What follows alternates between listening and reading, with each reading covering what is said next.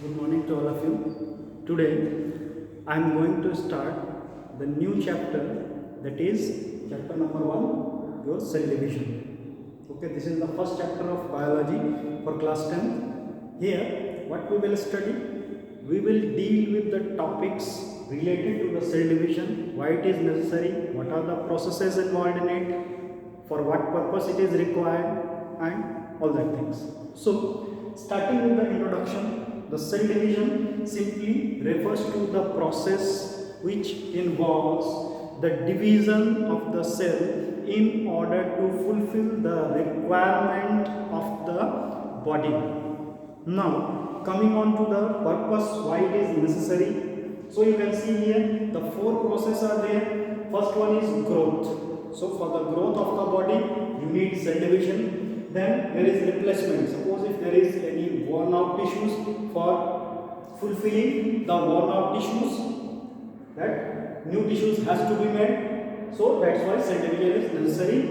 Then there is repair. If suppose something is there which is torn out, worn out tissues, so repairment, some wound is there. So for that also cell division is necessary. Without cell division, none of your wound will recover. Next is your reproduction, very important process for the reproduction, which is responsible for perpetuation of the species. That's why we also need cell division. So if we talk about cell division, for all the organism, it is the basic criteria for all the divisions. All the organism needs cell division in order to fulfill their requirement. Okay, so if we talk about cell division, generally it is divided into different types. So first one is your amitosis, then second is your mitosis, and third one is your meiosis. Okay, so in amitosis, mitos means thread. Amitosis, A means without the threads. So it happens in simply lower organism, where simply you have studied just like the budding process. Just like the budding process, same thing will happen at the maturity time or at the time when there is need of growth and replacement. What happens? The cell grows in size and the nucleus also grows in size. Afterward, the cytoplasm divides and it is converted. One cell is converted into two. There is a simple process related to mitosis, which you can compare with the budding process or binary fission. You can compare. Simply, it also happens in smaller organisms. Now, if we come to mitosis, so mitos means thread. Okay, it is divided into two phases. First one is your interphase, and second is your mphase. So, interphase, it is also known as resting phase. In some of the books, it may be written, but we have the preparatory phase. But it is the most active phase of the cell division, because every requirement will be fulfilled here itself for the division. So it is again divided into three phases, G1, S and G2. So in G1 phase, what will happen? The mRNA and the protein synthesis will take place, which will be responsible for DNA production. Okay, since all of you are knowing that the central dogma of molecular biology is that DNA is means, first of all, what will happen? This is the central dogma, means mRNA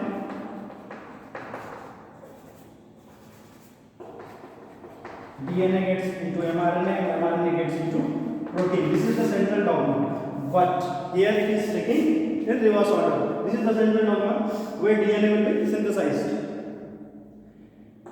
Here in G1 phase, mRNA and protein synthesis will take place ultimately for DNA production.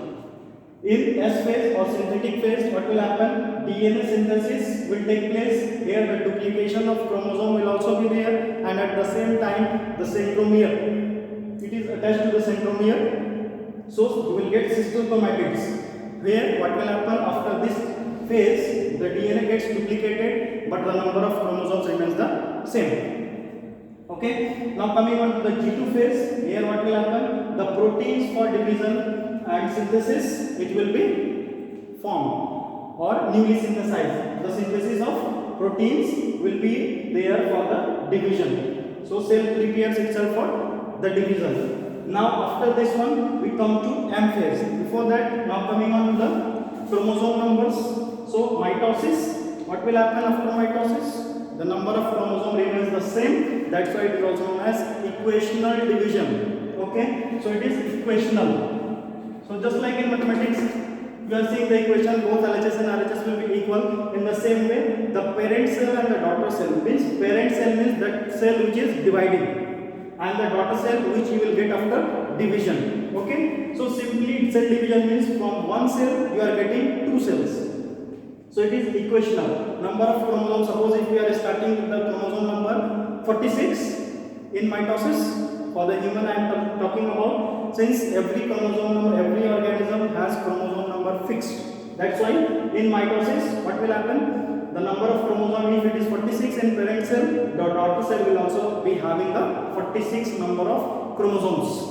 Okay, and meiosis is there, it is called reductional division, since in this case of division from the 46 chromosome we are getting 23 number of chromosomes, or from diploid you can get haploid number of chromosomes. That's why it is called meiosis or the reductional division. Okay, meiosis is reductional. Now M phase, this is mitotic phase, that is divided into four types: prophase, metaphase, anaphase and telophase. So in case of prophase, what will happen? The proteins, some proteins will also be synthesized, and at the same time what will happen? The chromosomes, the chromatids, previously it is chromatid, at the time of cell division it will be converted into chromosome. If cell division is not happening, and that time what will happen? You will see the chromosome in the form of chromatin materials on the threads like this. But at the time of cell division, it gets accumulated, it gets converted, coiled, and you will get like this.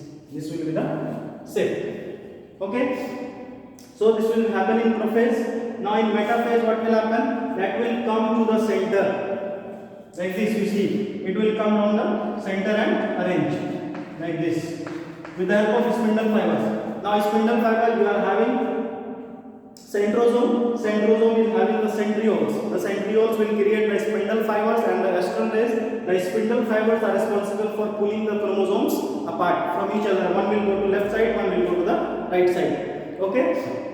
So this is an overview of the cell division. We will discuss in detail about the mitotic phase in the next class. Till then, thank you.